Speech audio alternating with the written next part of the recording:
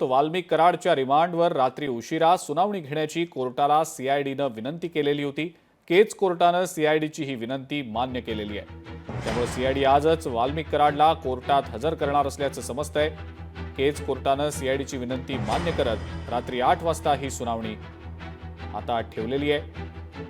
आपण काही वेळापूर्वी सुद्धा पाहिलेलं होतं, सीआयडीचं पथक हे वाल्मिक कराडला बीडच्या दिशेनं नेत होतं, घेऊन जात होते वाल्मिक कराडला बीडच्या दिशेनं आणि रात्री 8च्या दरम्यान केज कोर्टात वाल्मिक कराडला सीआयडी हजर करेल।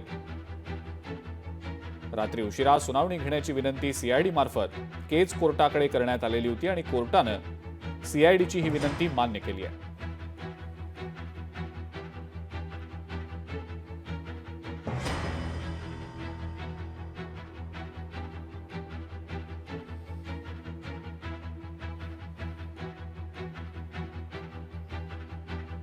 चंद्रशेखर भांगे आपले प्रतिनिधी या संदर्भातली अधिक माहिती आपल्याला देत आहेत। चंद्रशेखर, केज कोर्टाकडे आता वाल्मिक कराडला हजर केलं जाणार आहे। बीडच्या दिशेनं आता सीआयडीचं पथक वाल्मिक कराडला घेऊन गेल्याची माहिती मिळालेली होती। चंद्रशेखर, काय सांगता येईल या सगळ्याबद्दल?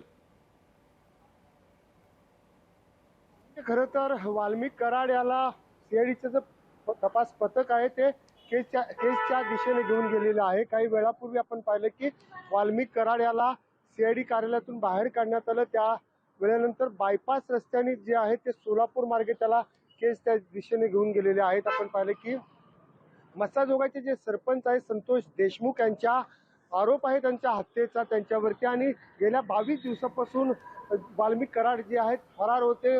आपण पाहिलं की वेगवेगळ्या दिशेने ते फिरत होते अशी माहिती समोर आलेली आहे। आणि या सगळ्या नाट्यमय घडामोडीनंतर आज दुपारी 12च्या सुमारास पुण्यातील सीआयडी कार्यालय या ठिकाणी जे आहेत वाल्मिक कराड हजर झाला होता। त्यानंतर तब्बल 3.5 ते 4 तास त्याची चौकशी जी आहे ती सीआयडीचे पोलीस महासंचालक आहेत प्रशांत गुर्डे यांनी केली। त्या सगळ्या चौकशीनंतर सीआयडीचं जे पथक आहे बीडचं, त्या पथकाच्या ताब्यात जे आहे ते वाल्मिक कराड याला देण्यात आलं। आणि आपण पाहिलं की शहरातील वेगवेगळ्या भागातून वाल्मिक कराड याला फिरवत आपण पाहिलं की ते सोलापूरच्या दिशेनं वाल्मिक कराड याला घेऊन गेलेले आहेत। रात्री 8 वाजता न्यायालयाच्या समोर केजच्या त्याला उभं केलं जाणार आहे। आपण न्यायालयाची जी प्रक्रिया ती रात्री उशिरापर्यंत आपल्याला आज पाहायला मिळणार आहे, कारण वाल्मिक कराड ज्या गुन्ह्यामध्ये अटक करण्यात आलेली आहे तो खंडणीचा गुन्हा आहे।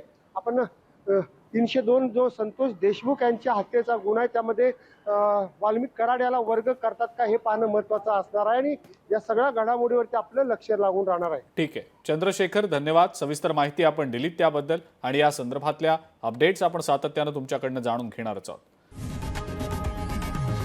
लोकशाही मराठी ऐका, पहा, जागरूक रहा।